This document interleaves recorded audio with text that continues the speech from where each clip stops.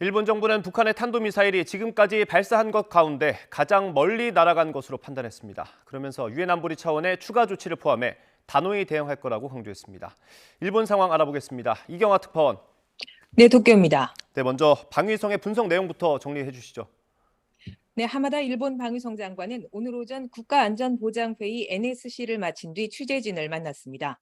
이 자리에서 북한 탄도미사일에 대해 오늘 오전 7시 22분쯤 발사돼 20여 분간 약 4,600km를 날아간 것으로 보인다고 밝혔습니다. 최고 고도는 약 1,000km라고 언급했습니다. 이런 비행거리에 대해 방위성은 지금까지 북한이 쏜 탄도미사일 가운데 가장 멀리 날아간 것으로 추정했습니다. 미사일 종류는 북한이 4차례 발사한 화성 12형과 유사한 종류일 가능성이 있다는 분석 결과를 내놨습니다.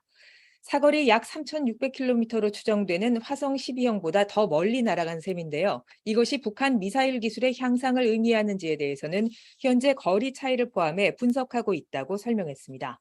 이 미사일은 일본 북부 아오모리현과 홋카이도 사이를 지나 일본에서 약 3천여 킬로미터 떨어진 태평양에 떨어진 것으로 나타났는데요.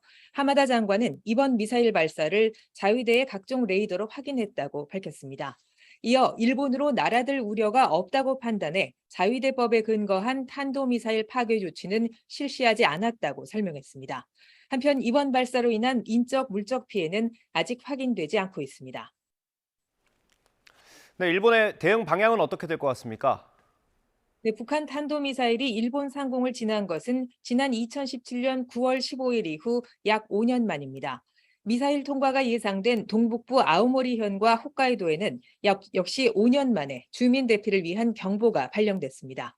일본 기시다 총리는 북한의 이번 발사를 폭거로 규정했습니다. 일본 정부는 발사 사실을 확인한 뒤 베이징 대사관을 통해 북한에 엄중히 항의하고 가장 강한 표현으로 비난했다고 발표했습니다. 일본 정부 대변인 마스노 관방장관은 북한이 올해 들어 탄도미사일을 20차례 발사했다며 이번 발사는 일본과 지역 그리고 국제사회의 평화와 안전을 위협하는 것이라고 밝혔습니다. 또 국가안전보장회의에서 유엔 안보리 결의의 실효성을 확보하는 것과 함께 안보리를 통한 새로운 조치를 포함해 북한에 단호히 대응한다는 것을 확인했다고 밝혔습니다.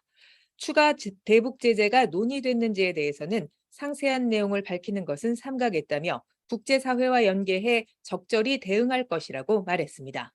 이와 함께 일본 정부는 일본의 평화와 안전을 지키기 위해 최선을 다할 것이라며 국민들에게 평소대로 생활해 주기를 바란다고 덧붙였습니다. 지금까지 도쿄에서 YTN 이경아입니다.